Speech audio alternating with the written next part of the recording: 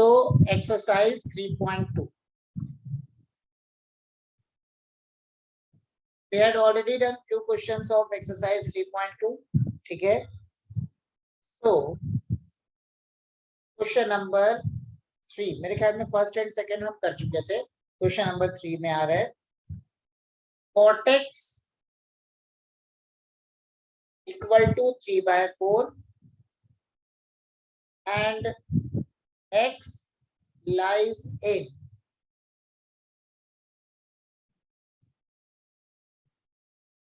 Third quadrant. ठीक है? x lies in third quadrant. ठीक है?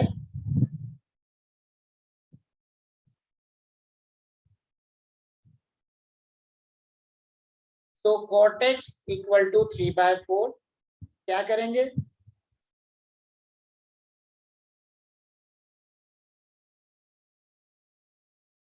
x lies in third quadrant. In third quadrant, tan theta and cot theta both are positive. ठीक है?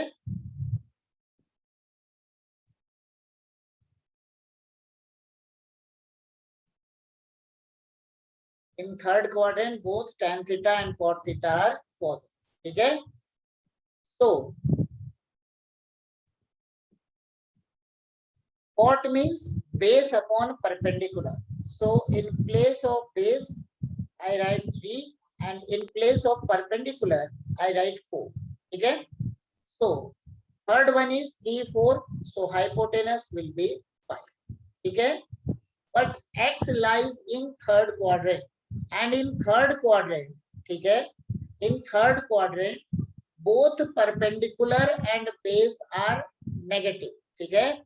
In third quadrant, x and y are negative, means both perpendicular and base are negative. ठीक है? So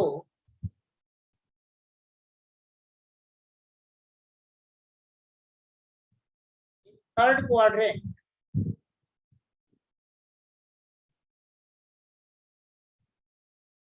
perpendicular and base are negative. Therefore, perpendicular equal to -4, base equal to -3. ठीक है? पहले तो हमने simple positive लिया, बट जो हमारी कंडीशन थी क्वाड्रेंट वाइज, उसको उसके अकॉर्डिंग लिख रहे हैं. ठीक है? तो first one is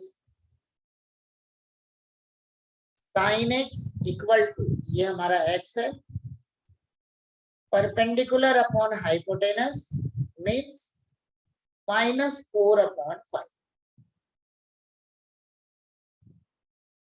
cos x base upon hypotenuse -3/5.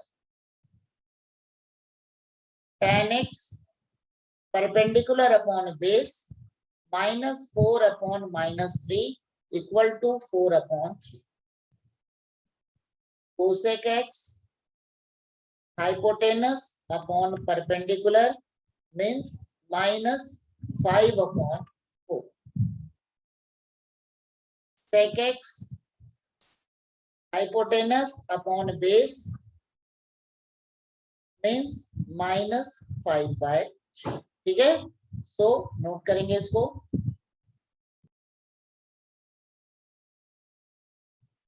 tan x equal to -5/12. ठीक है? tan x equal to -5/, and x lies in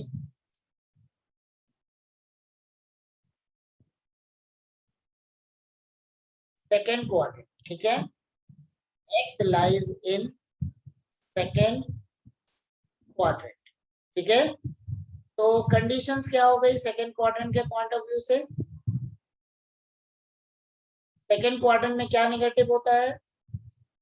second quadrant में बेस जो होता है वो हमारा नेगेटिव होता है.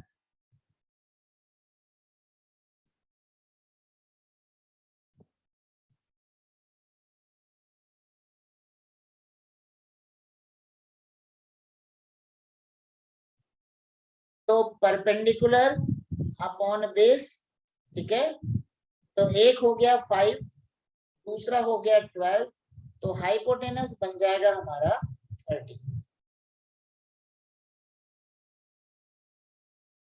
तो पैटर्न क्या आएगा हमारा, in second quadrant, in second quadrant base is negative, ठीक है, in second quadrant base is negative, ठीक है, base is negative in second quadrant. So since base is negative, ठीक है, since base is negative, तो क्या हो जाएगा हमारा,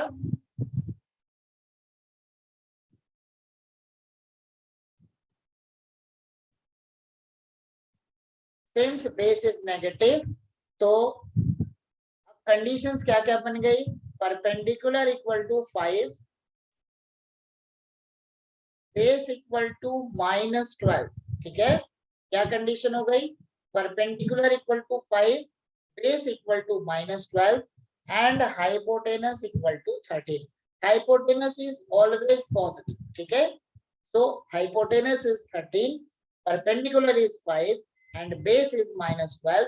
Why base is -12, ठीक है, why base is -12, because, ठीक है, because we consider, ठीक है, in second quadrant x is negative and base corresponding to x, ठीक है, and perpendicular corresponding to y. So in second quadrant x is negative, so we consider base is negative, ठीक है, so base equal to -12 हो गया, hypotenuse हमारा 13 हो गया. तो इसके हिसाब से अब सारी की सारी वैल्यू लिखेंगे. सबसे पहले लिखेंगे sin x. sin x का मतलब perpendicular upon hypotenuse means 5 upon 30. Second number cos x base upon hypotenuse मतलब -12 upon 13, ठीक है. थर्ड नंबर tan x तो दिया हुआ ही है, cosec x hypotenuse upon perpendicular means 13 upon 5, sec x equal to hypotenuse upon base minus of 13 upon 5. Fifth number cot x equal to base upon perpendicular means -12 upon. This is the answer, ठीक है. Next लिखेंगे values of trigonometric functions, ठीक है, values of trigonometric functions, ठीक है. Trigonometric functions के लिए सबसे पहले जो बेसिक चीजें जो है, मतलब टेबल जो हम बनाते हैं वो हम एक बार बना ले रहे हैं.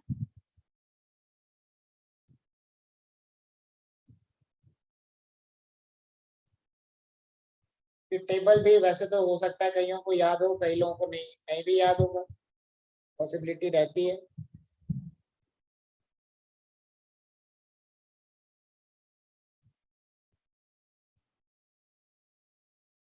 तो ट्रिग्नोमेट्रिक जो रेशियोज वाली जो वैल्यूज थी उन्हीं को मैं लिख रहा हूँ.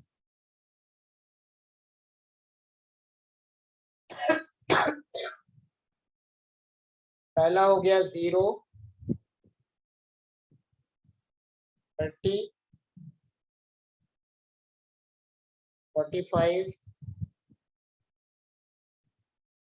60 and 90.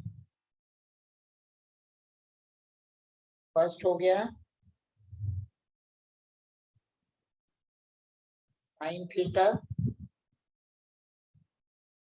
cos theta, tan theta, sec theta, sec theta, and then cot.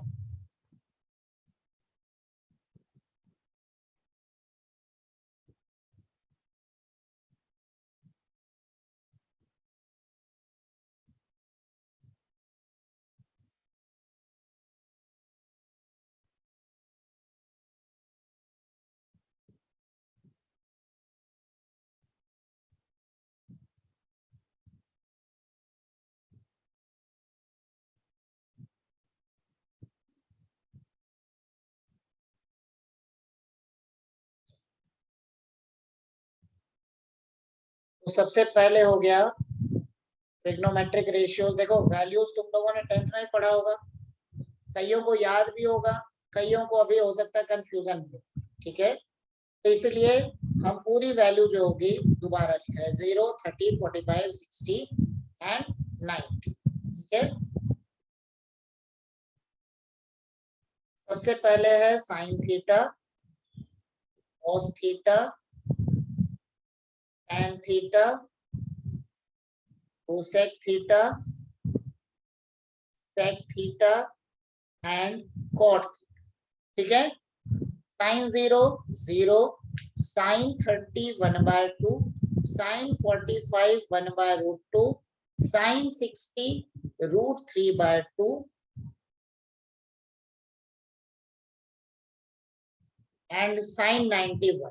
ठीक है, कॉस जो होता है, जो साइन का टेबल है उसी को रिवर्स करके लिखते हैं, मतलब 0 1/2, 0 1/2, 1/√2, √3/2 एंड 1। तो कॉस जो होगा इसी को रिवर्स ऑर्डर में लिखेंगे, मतलब 1 √3/2, 1/√2, फिर उसके बाद बनेगा 1/2 एंड देन। ठीक है, नेक्स्ट हो गया tan theta. tan theta is the ratio of sine upon cos. tan theta equal to sine theta upon cos theta, ये होता है। तो उसके अकॉर्डिंग, ठीक है, साइन और कॉस का रेशियो लेंगे तो 0, 1/√3, 1√3 and 1/0 means infinity. Cosec sine का रेसिप्रोकल, मतलब इन्फिनिटी, 2√2, 2/√3 एंड 1 का रेसिप्रोकल 1। सेक जो होगा, सेक उसी में रिवर्स ऑर्डर में आ जाएगा जो कोसेक था, मतलब 1 2/√3, 2 2 and infinity. Cot theta is the reciprocal of tan theta, means infinity, √3, 1,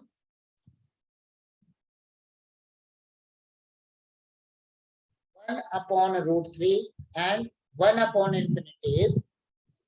ठीक है, तो इसको बना लो जरा जल्दी से।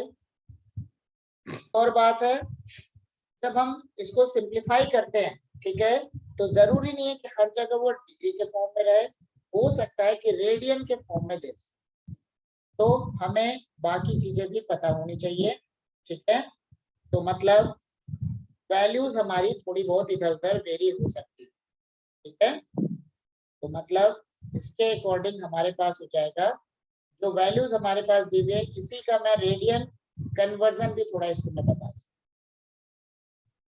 0 के लिए तो 0 ही होगा, 30 डिग्री के लिए बनेगा π/6, 45 डिग्री होगा π/4, 60 डिग्री π/3, 90 डिग्री हो गया π/। ठीक है, तो ये होता है हमारा इसका मतलब डिग्री का रेडियन कन्वर्जन। ठीक है, पाई का मतलब ओवरऑल ध्यान में रख लेना, पाई का मतलब 180 डिग्री, बस। 180 से कितनी बार डिवाइड करोगे तो 30 बनेगा, तो 6 टाइम्स। 180 से 4 टाइम्स 180 को डिवाइड करेंगे तो 45 डिग्री। 180 को 3 टाइम्स डिवाइड करेंगे तो बनेगा 60 डिग्री। 2 से डिवाइड कर दो 90, बस। ठीक है, बना लो।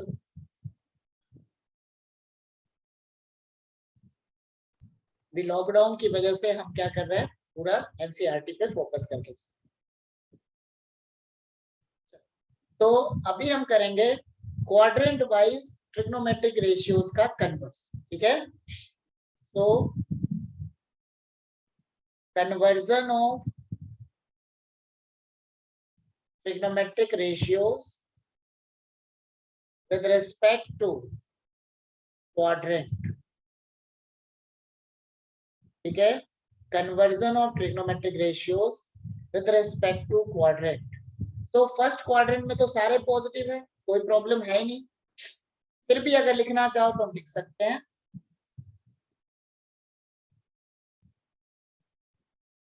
फर्स्ट क्वाड्रेंट,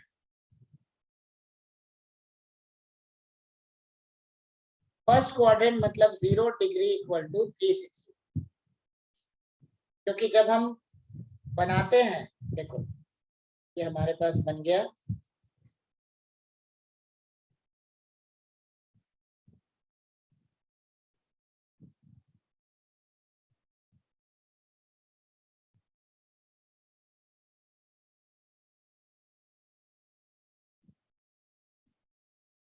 ऐसे ही होता है ना, एंगल्स तो इसी के अकॉर्डिंग चलते हैं। 4 क्वाड्रेंट हो गए, ठीक है, 4 क्वाड्रेंट हो गए हमारे पास। पहला हो गया first quadrant, second quadrant, third quadrant and fourth quadrant, ठीक है। फर्स्ट क्वाड्रेंट जाता है हमारा 0 से 90,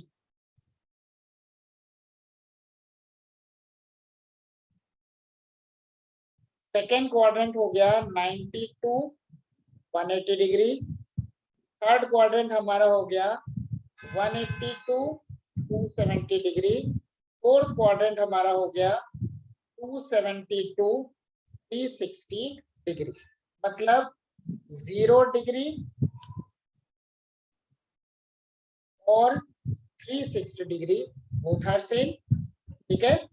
तो फर्स्ट क्वाड्रेंट का कन्वर्जन, यहाँ पर जो हम कन्वर्जन कर रहे हैं सेम ट्रिग्नोमेट्रिक रेशियो में कन्वर्जन हो रहा है, ठीक है। सबसे पहले साइन ऑफ 360 प्लस थीटा क्या बनेगा, साइन थीटा। अरे होता क्या है, देखो यहाँ पे पैटर्न हमारा क्या है, पैटर्न ये है, जैसे 0 से लेकर 90 तक कंप्लीट हुआ, फिर 0 से लेकर 360 तक कंप्लीट हुआ, फिर 360 से आगे भी तो एंगल्स हमारे बन सकते हैं, 720, फिर 720 के बाद और आगे बनता जाएगा। मतलब ये स्पाइरल फॉर्म में घूम रहा है, पहले 90, फिर 180, उसके बाद 270, फिर 360, फिर प्लस 90, फिर प्लस 90, फिर प्लस 90। मतलब ये हमारा जो है रोटेट होता जाएगा आगे, ठीक है। तो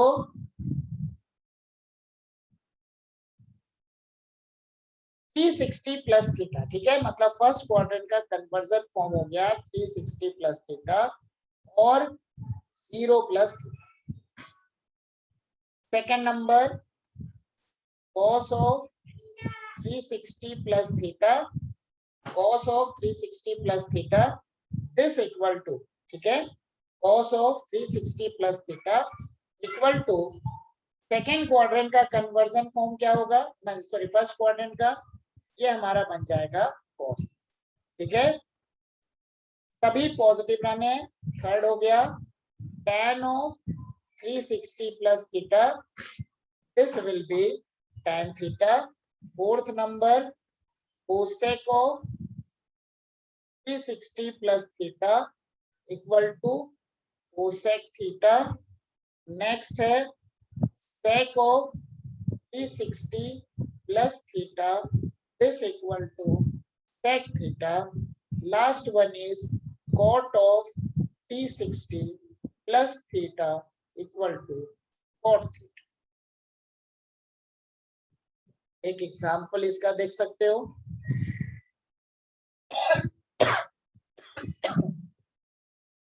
मान लो हमने वैल्यू निकालनी है साइन ऑफ 390 डिग्री, क्या लिखेंगे, साइन ऑफ 360 प्लस 30, ठीक है। तो साइन ऑफ 360 प्लस थीटा क्या बनता है, साइन थीटा। तो दिस इक्वल टू क्या बन गया हमारा, साइन 30 डिग्री। एंड साइन 30 की वैल्यू हमने क्या लिखा है, 1/2, ठीक है। साइन 30 की हमारी वैल्यू क्या है, 1/2, ये हमने कर रखा है टेबल, ठीक है। तो 1/2 इसकी वैल्यू हो गई।